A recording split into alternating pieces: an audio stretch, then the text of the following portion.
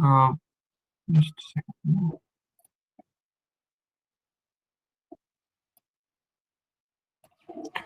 So, what is the effect of those principles on the organization of work? Organization of work. What is the meaning of organization of work? We all know the meaning of organize, right? Now, when we are running an industry or a manufacturing company or whatever, we have organized various functions together so that you can come out with. So that's why we say it's organization. So the development of mass production transformed the organization of work in three important ways. First, the tasks were minutely divided, and most of the work could be done by semi-skilled or unskilled worker. As we have seen in that video earlier that day, we just have to turn some knobs and the handles and the switches most of the time. The second is manufacturing concerns grew to size such that large hierarchy of supervisors and managers became necessary.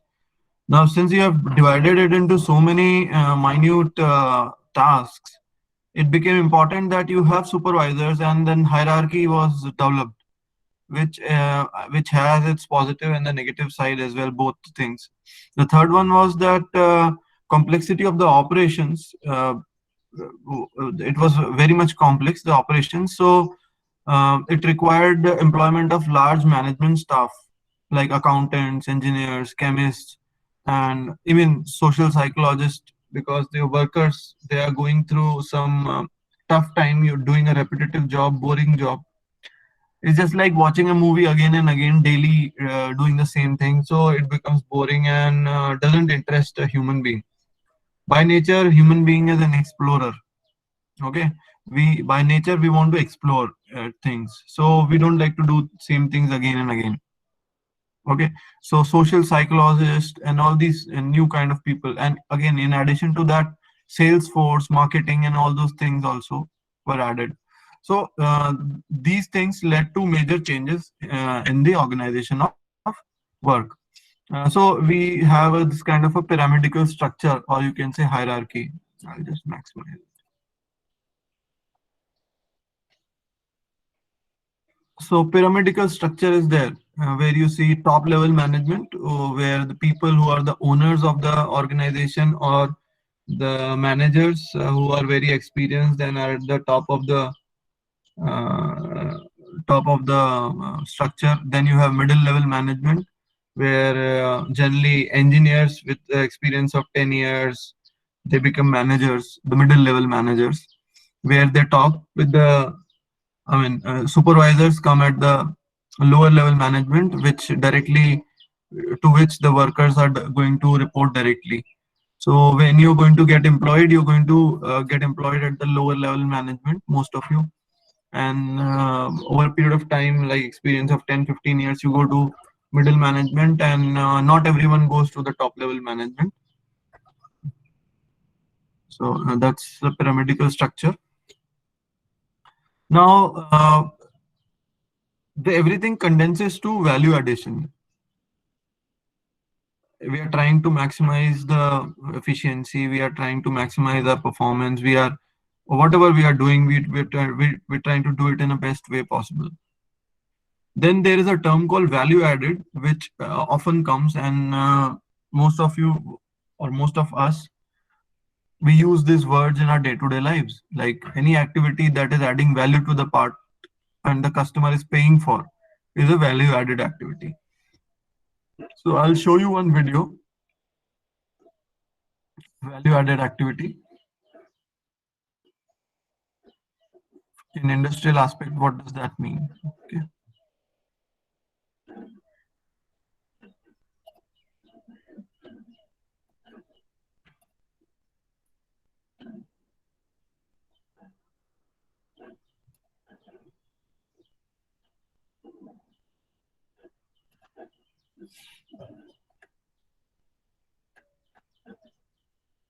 Hey there, fellow lean maniacs. Today we're going to talk about value added versus non value added. But we can't really do that without getting into the details of the 7 deadly wastes. But before we get really into it, let's have a little bit of fun. How much of your day do you think is value added? Now, I know most of you are going to say you do between 65 and 95% value added in your day, when in fact it's more like 3% value added and 97% non-value added. Now, let's see what the girl is saying over here is 97% non-value added activities in your day. Let's see, in 24 hours, we sleep for 8 hours. How much is that percent? 33. 30%. Okay, so now the question is sleeping value addition or not? Okay, it is debatable. For a student or for a person who could be like, for if you talk to a person like who's going to the factory and doing work, 8% could be added to its value added, because he's going and working and then he's putting in some hard work over there, getting tired and then taking sleep. Okay, now before we understand the value added over here, I'm just opening the debate. So if he has to take 8 hours sleep, otherwise if he doesn't take 8 hours sleep, his productivity will get affected, and probably he'll not be able to produce that much. So how do you people say that sleep is good for you then? Is it a value added activity or a non-value added activity?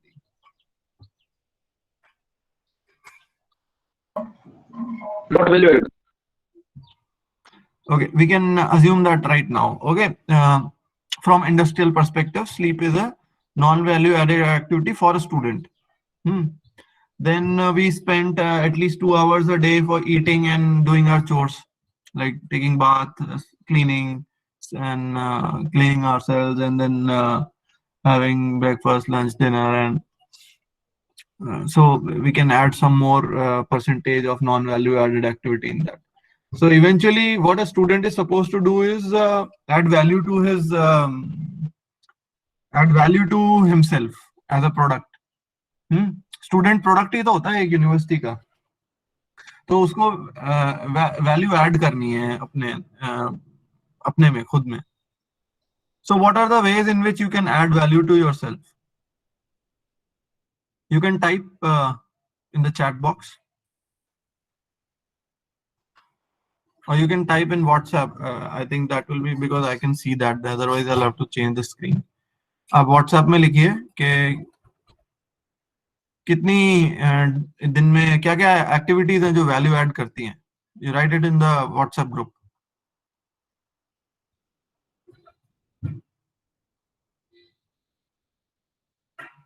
क्या क्या activities हैं आपके according जो value add करती हैं आपकी life में?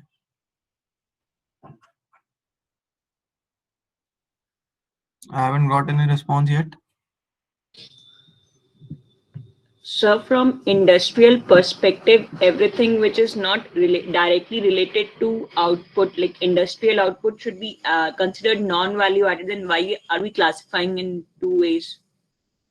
Actually, I just want to have a debate in your mind. I just want to start a debate in your mind that what is value added for yourself. I mean, you understand? When we'll complete this video, you will understand, okay, what is value added and non-value added.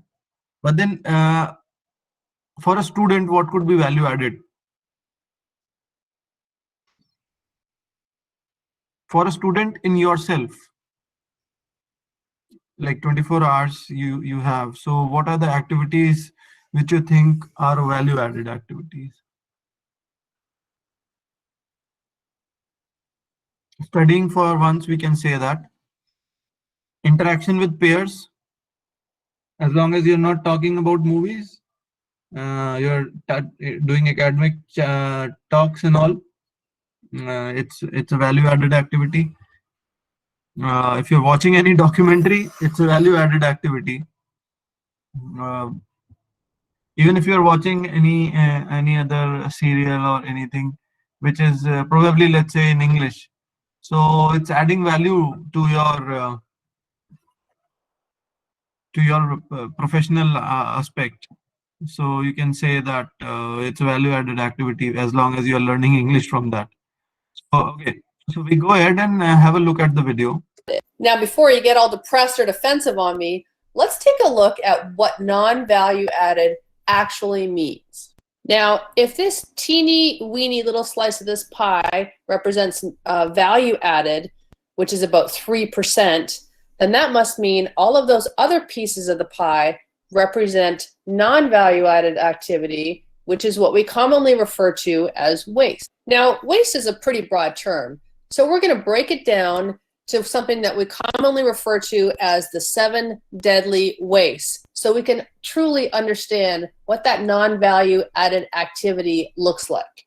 Our first deadly waste is transportation, and quite simply explained, that is the movement of something from one position or place to another. Here's a perfect example of transportation, moving product around our warehouse with a forklift and a driver. But it's important to note. So like you're moving. Now the question is, any movement, any transportation is a waste? Is any kind of transportation a waste? No, sir. So how would you say where is the value added transportation? Can you tell? If Sir, that's the job, supply के दौरान जो transportation होता है where a labor does not have to use his valuable time to ship the products. No, transportation is happening. Let's say some transportation is happening. So is it always a waste? no sir. Value added activity करने के लिए भी कहीं जाना पड़ेगा, उसके लिए transportation value added ही होगा. Sir, it will be So- a non-value added thing when it does not have any major effect on the other things that are happening in the industry. Sir हम लोग का travel करना शायद और transportation जरूरी होगा for the industries. See, there is a term called place value. As long as due to transportation your product is getting a place value. Place value क्या होती है कि मान लीजिए एक रेफ्रिजरेटर है, okay, it is made in a company which is located in Chennai, ठीक है, वो प्रोडक्ट वहां पे बन के रखा हुआ है. नाउ उसको ट्रांसपोर्ट होके मेरे घर के पास शोरूम पे आता है वो product. So that transportation, is it value added और not? That transportation is providing a place value. अगर वो जगह, वो चीज मेरे घर के पास है तो वो सेल आउट होगी. So it is a place value which has been provided by them. ठीक है. अब उसी फैक्ट्री में अगर वो एक वेयरहाउस से शिफ्ट होकर दूसरे वेयरहाउस में रखा जा रहा है तो उसकी वैल्यू तो कोई एडिशन नहीं हुई, कस्टमर तो फिर भी वहां जाके नहीं ले रहा है ना. So that is non value added activity, that transportation. That it's even transportation waste, even when there's no human attached to it and it's moving all by itself on a conveyor. The next deadliest waste is inventory. What? Wait, how can inventory be considered waste? Do you understand the meaning of inventory? Anyone? So making a list of the things. New innovation. Yeah. So मैं थोड़ा बता देता हूँ. Innovation. Inventory is something which you keep anticipating the demand के भाई इतनी demand होगी आने वाले टाइम में तो मैं ये बना के रखता हूँ सामान. ठीक है. एक तो इन्वेंटरी ये होती है, this is called finish good inventory. The second type of inventory could be raw material inventory, के आप बहुत सारा रॉ मटेरियल ला के रख लेते हैं and then you stock it. Okay. आप स्टॉक क्यों करते हैं कि भाई ज्यादा क्वांटिटी में लेंगे सस्ता पड़ेगा तो स्टॉक कर लेते हैं. So you do that. आप ज्यादा इन्वेंटरी क्यों बनाते हैं? क्यों आपको सस्ता पड़ता है ज्यादा बनाना. ठीक है. So inventory gets piled up and then you have spares which are also inventory. ठीक है. So these are few things which we call it as inventory. Now why it is a waste? Because it is not being consumed, it is sitting there. अगर मानिए आपके पास 10 rupees है in today's date, if you invest those 10 rupees and if you get 5% interest on that, your money is growing. But if you don't invest it and you produce something of 10 rupees and keep it with you and keep on it, this keeps sitting at your end, it might only deteriorate, it will not go up. if it is sitting with you. Okay. So money not invested is a money lost. So inventory leads to your capital gets stuck. Capital is the money which you can invest. So you can't do that, or you can't do that. So your money is stuck. It is lying with you now. So any money not invested is a money lost. So that's why inventory is a waste again. Waste. I know. Value-added discussion. Now, what all inventories do you have in your household? Anyone? What type of inventory do you keep in your household? Sir रोज की उसकी चीजें रहती हैं mostly Like we can have soaps, shampoo, ration flour, वगैरह। मतलब आटा, ration के जो भी चीजें हैं, inventory होती हैं सब. Okay, they are raw material for your cooking. Even petrol is an inventory which you keep in your car or a scooter or a bike. Okay. Gold inventory में थोड़ा देगा. Gold is an investment actually. That is again debatable. जो तुमने बोला है, पूछा है. Gold,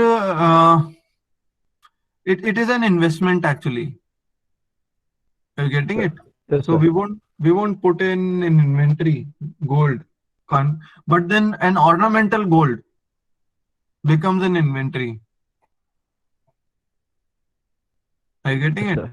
Because the value of the ornamental gold is always lesser, and there's some making charges and all those things associated with that. So and then it is fashion based. अगर उसका fashion चला जाएगा gold का, वो जो आपने बनाया है वो fashion में नहीं है, तो Yes, sir. it becomes waste. Discussions always get a little confusing and maybe even a little heated before we get clarity. Hang in there. I promise it will all be worth it.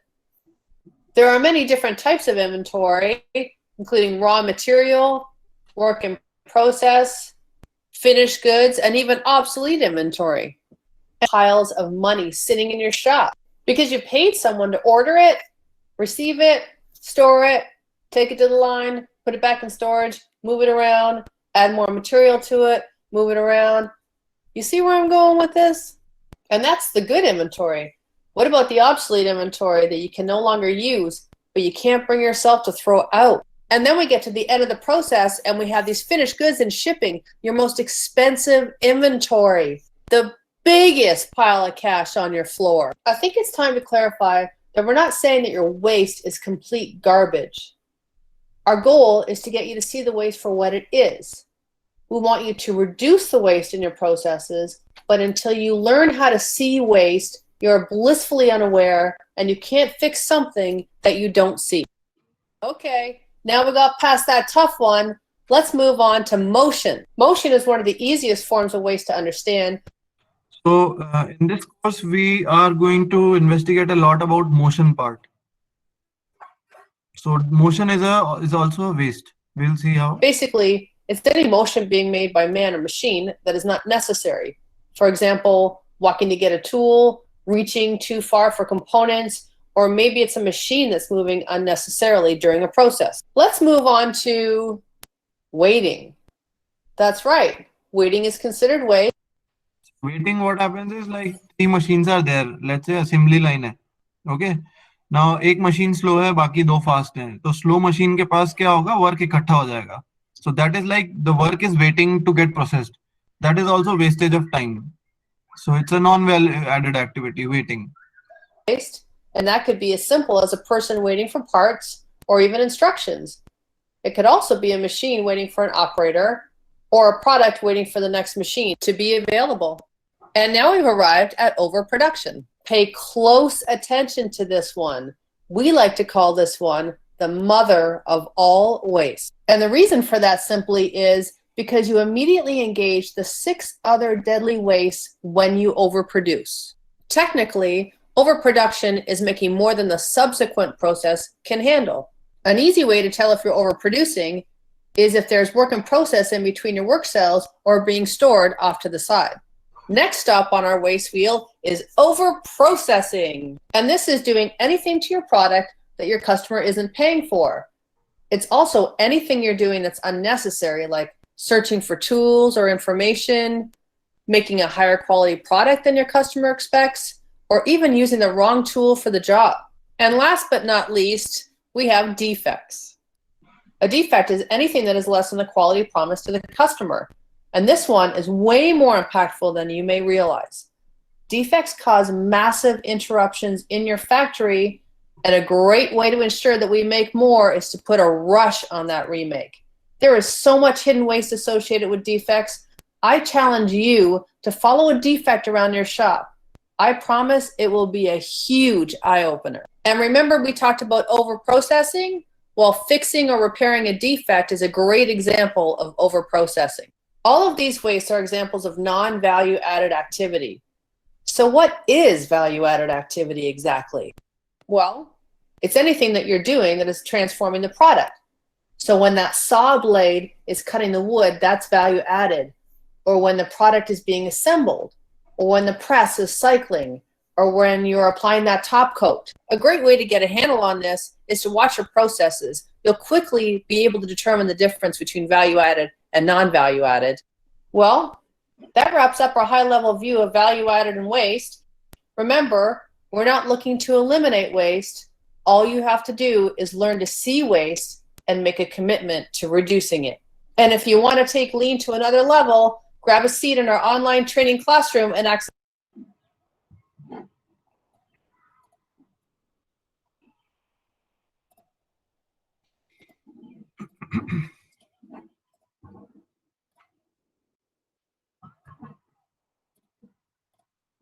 Okay, so now we have learned that what is value added activity, and then correspondingly non-value added, we learned more about non-value added activity, and anything that's non-value add, we can say it's which is not adding value, we should get away with that, and we'll come to that what should we do and all those things later.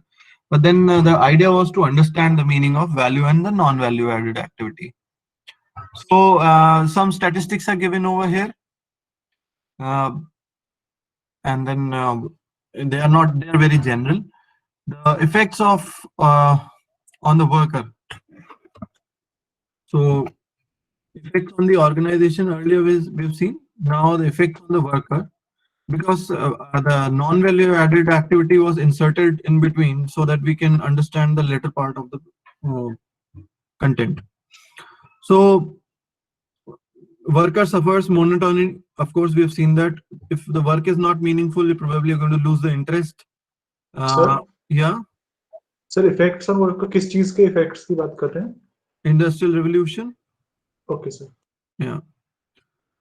So mass production. Industrial revolution के बाद जो mass production हुआ है, and then what it led to is lack of ownership, lack of sense of belongingness.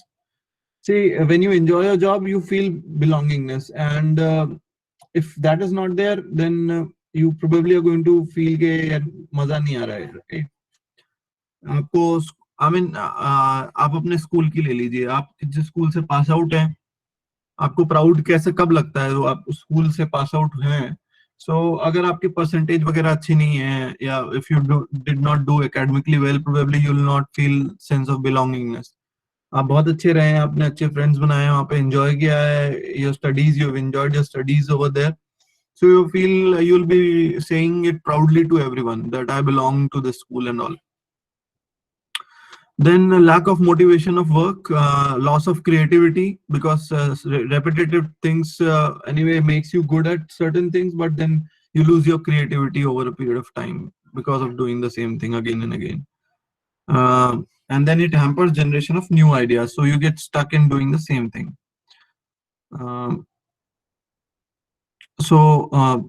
This is a structure which is shown over here: head, heart, and hand.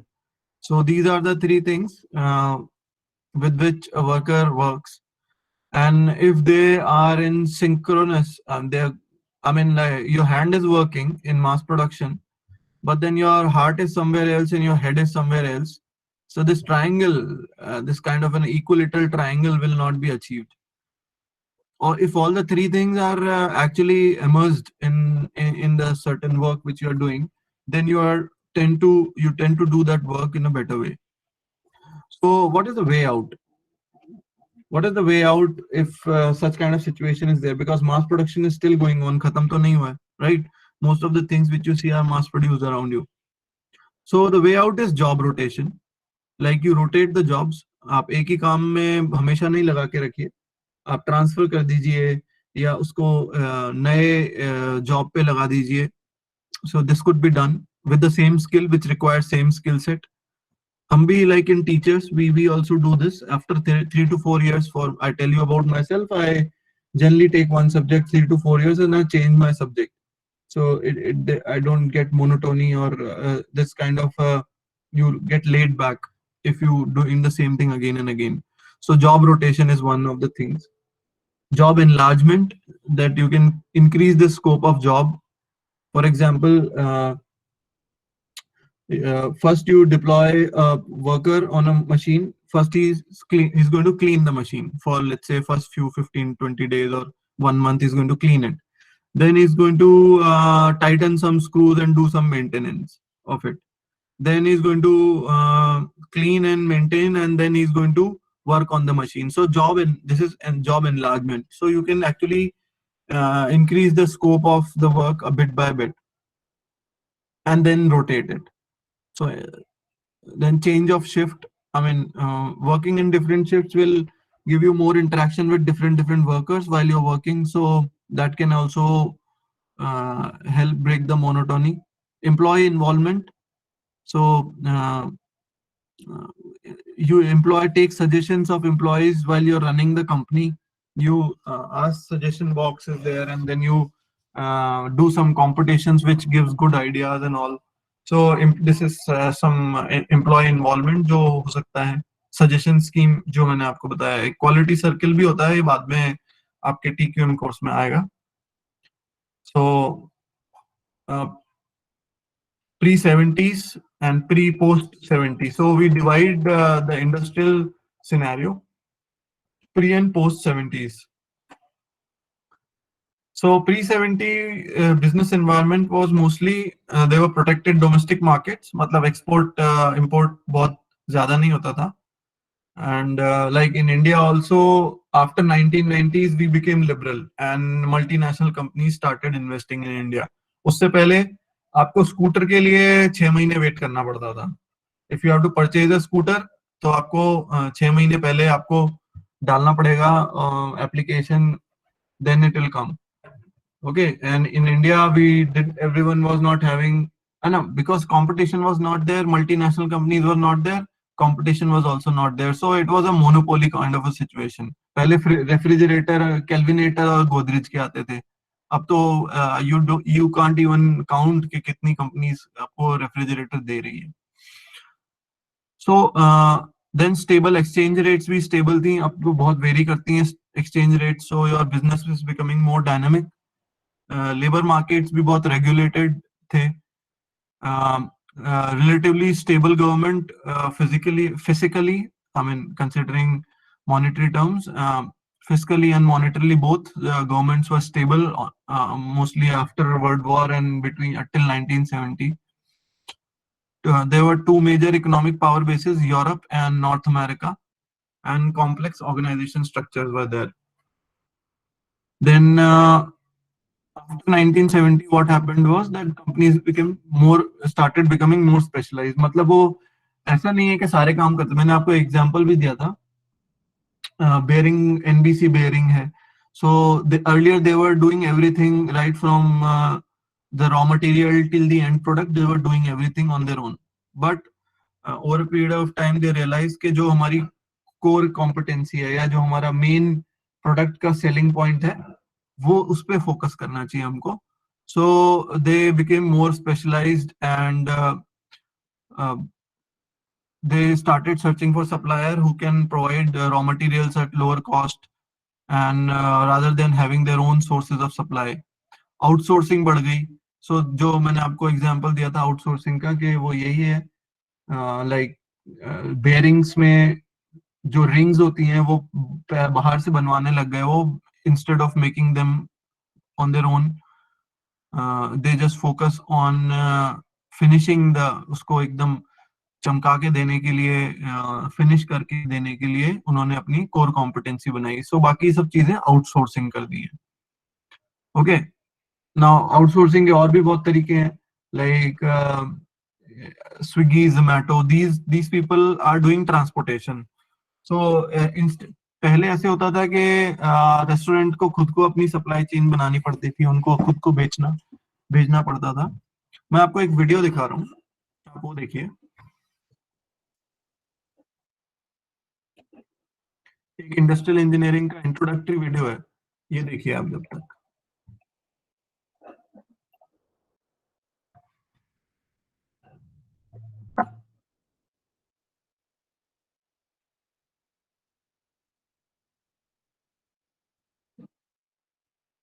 So we have not gone to industrial engineering की अभी तक definition हमने नहीं देखी है। So I'm sharing the tab.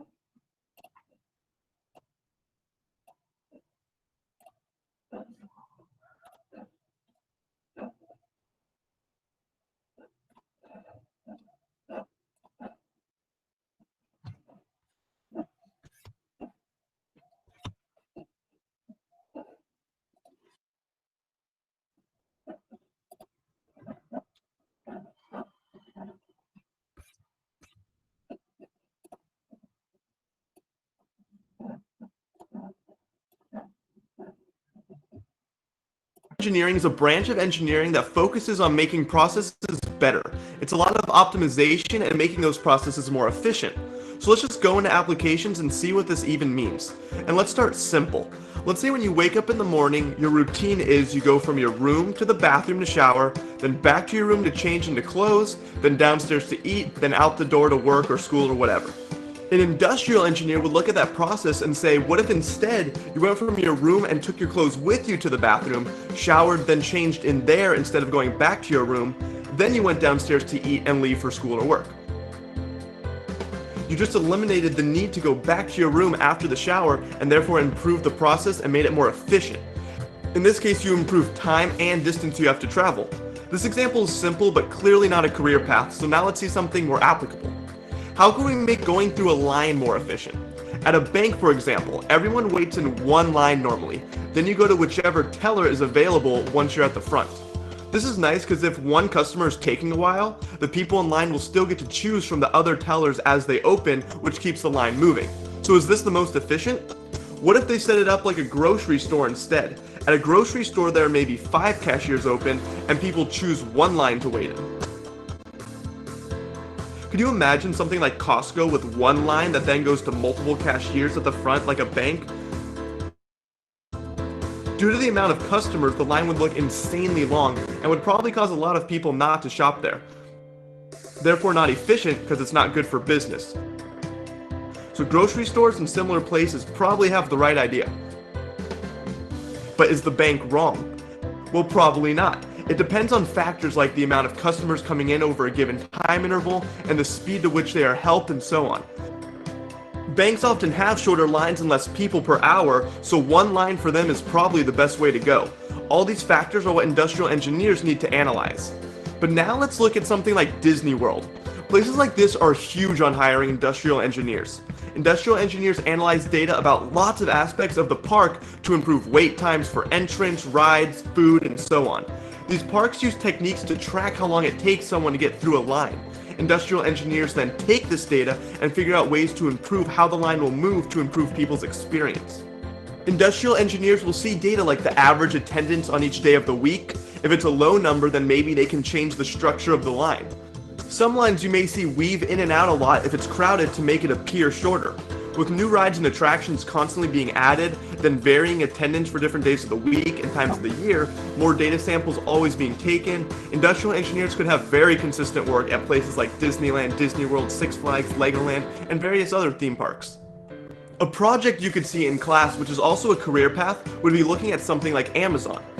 Let's say Amazon is going to build another warehouse that is going to receive, let's say, 10 million products per week that it will eventually ship out to people. So it might receive 5,000 orders of product A, 15,000 of product B, 100,000 of product C, and so on per week. The problem is, how should everything in that warehouse be designed to make the process of receiving and shipping products the most efficient? How are the trucks going to drop off the products? Should they use forklifts to take the products out of the trucks in pallets, or use more people to unload directly from the truck? What's the time it would take for each? Where should all the products in the warehouse be placed? Well, let's say if product A and product C are getting the most orders and ship out at the same time, put them closer to the door so people can load the truck quicker.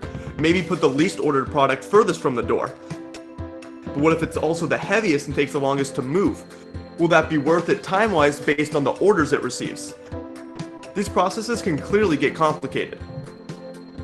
Then a huge career path for industrial engineers would be to help improve and manage the manufacturing process of really anything. Manufacturing applies to nearly every product. Airplane parts, rocket parts, car parts, household appliances, windows, doors, game consoles, candy bars, soda and bottled water, and so on. I had just started as an engineer working on the International Space Station. Now, manufacturing plants are normally a lot of people, each with their own station, and often conveyor belts that move the product through the plant to the people so they can do what they need to until the product is complete. Now, you will not be one of those people with their own station as an industrial engineer. Those are the operators. You will look at the entire process as a whole, manage it, and figure out ways of how to make it better. So let's go really simple. Let's say a plant has 2 workers to manufacture paper clips, and let's say there's only 2 steps. The first worker at station A makes the straight piece of steel wire, which takes 2 minutes. Then it's handed off to the second worker at station B, who uses a machine and bends it into the paperclip shape, which takes 4 minutes. An industrial engineer comes in to review the process and sees that the second worker will have a pileup of steel wires to shape because he's finishing his process twice as slow as the first worker. So the engineer says we should add a worker to station B, so that way it takes 2 minutes to make the steel wire and 2 minutes on average to shape one. Everything flows smoothly and in the same time interval, which means faster shipments and more money. But what if we had 10 workers at station A and 20 at station B? Now we can make 10 times more paper clips to ship off, and that's even better, right? But we also have to pay 10 times more people. Is it worth it based on how much money the extra paper clips make versus the worker's salary? Are those extra paper clips even being sold that quickly, or have we exceeded the workers we need for maximum profit? What if there was like 6 stations like in the real world, and each person took a different amount of time to finish their respective job? How would we ensure minimum pileup of work or time waiting around? Are you seeing why industrial engineers are so important? Optimizing time and even profit is what industrial engineers need to do. There is a term called optimizing which has been used over here. Any idea what is the meaning of optimizing, you all?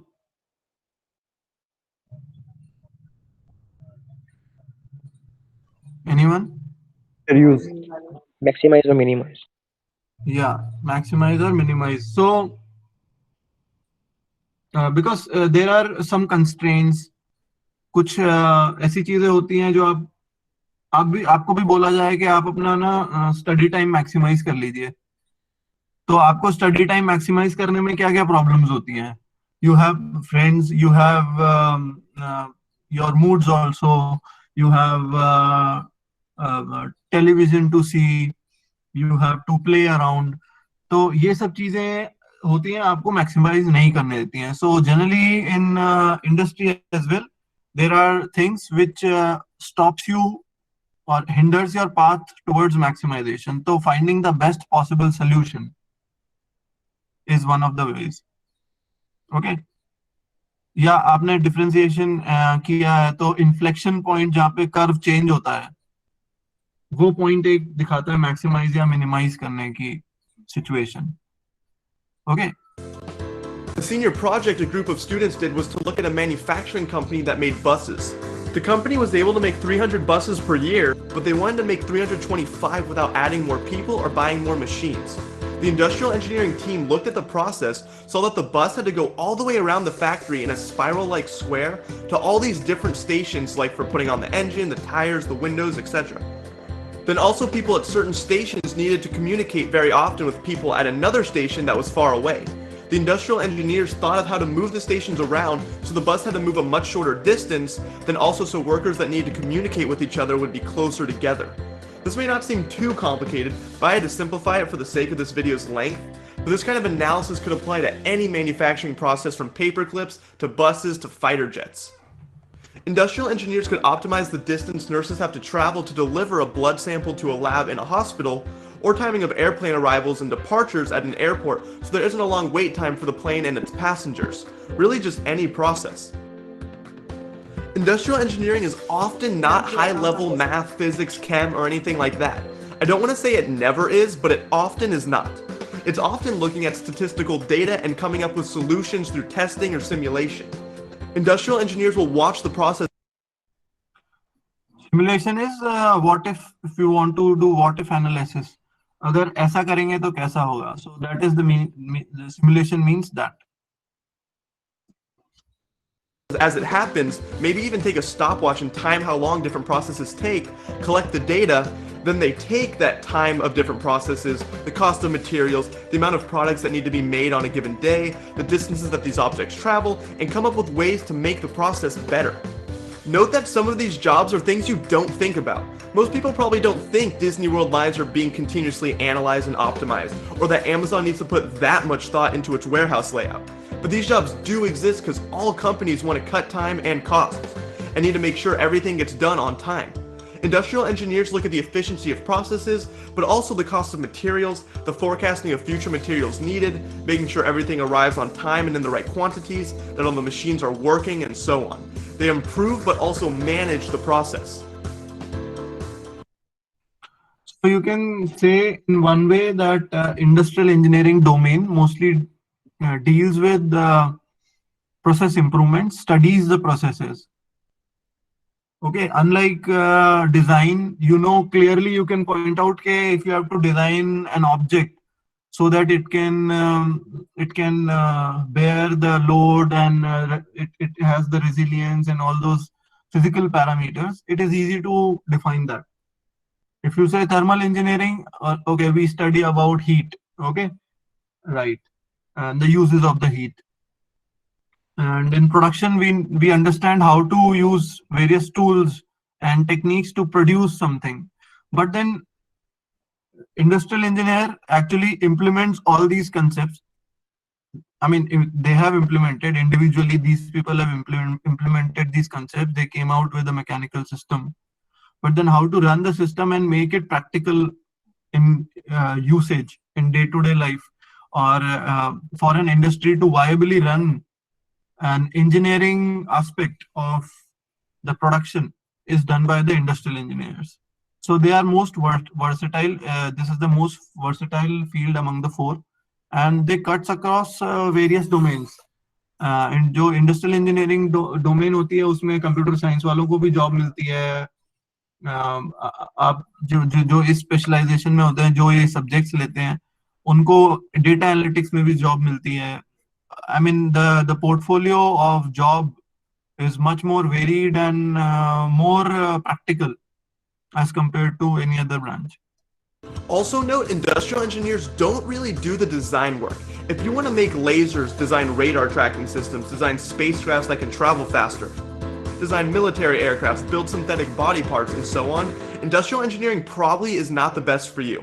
Industrial engineers eventually often go into manager positions where they manage people and work their way up in the company, rather than stay and continue optimizing and overseeing types of processes, but of course that is up to you. So you can say in one way, industrial engineering aspects are not in the R&D part. They are more in the practical implementation part. But if you like looking at the business side of things and increasing profits, optimizing the time to finish something, managing shipment orders, quantities and pricing, statistics, and working with or managing people, then industrial engineering may be good for you. Okay, so this is about industrial engineering. Now I'm opening the attendance sheet and we'll continue few other, sixth class. It's going to be sixth class. I've given you enough introduction. Actually, why I gave you so much of the premise before we go to the book or the work study part, because now you will be in a position to appreciate why we are doing that. Otherwise, if I had directly plunged into book, it would be difficult for you to understand or even say what we are doing, why we are doing. Now you'll be able to understand that. So now I'm opening the attendance sheet. So will you be sharing the PPT today? Yeah, I'll share this PPT. Right now, I'll upload it. So I suggest you watch all the videos which are there in this. Some more videos are there, 2, 3 videos which I would like to discuss in the next class. Sir हाँ sir वो जो book आपने कही थी sir पढ़ने को, हाँ हाँ सर वो ग्रुप में मतलब जैसे 6 बंदे हैं तो उन्हें डिवाइड कर सकते हैं कि उसे पूरा पढ़ना पड़ेगा मतलब पूरा क्योंकि पढ़ना सर पड़ेगा बेटा. What is the use otherwise? क्या यूज सर है आप वो बताइए. 500 550 पन्ने की है सर, मतलब वो तो यू मीन आप डिवाइड करके आपस में डिस्कस कर सकते हैं कि इस इतने पार्ट में क्या उसका क्रक्स है. At least you can do that. Sir presentation में सर इट्स मतलब कंटेंट बताना है कि मुझे वो बुक्स से एग्जैक्टली बताना है मतलब एग्जैक्टली तो देखो 45 मिनट्स में बता नहीं सकते. Okay okay sir. So only content you have to tell. Like 45 minutes में पूरी बुक आपको करनी है. So now that's your talent. How do you do that? आपके ग्रुप का है synchronization and all. So I think we are starting presentations from Friday, right? Yes, sir. Yeah. Okay. Any doubts Sir, are there? You can directly ask on the WhatsApp also. attendance list edit करने का option नहीं आ रहा. अब आएगा. Yes, sir. अब आ जाएगा. Okay.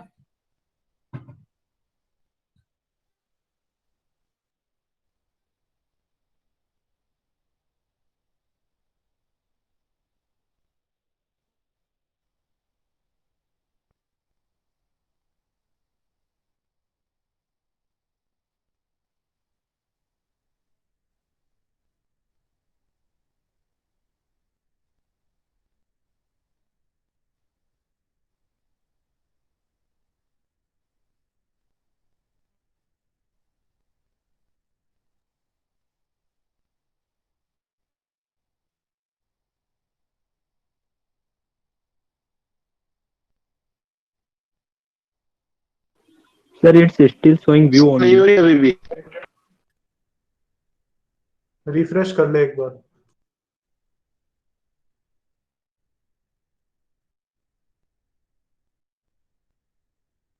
और sir meeting leave कर चुके भाई.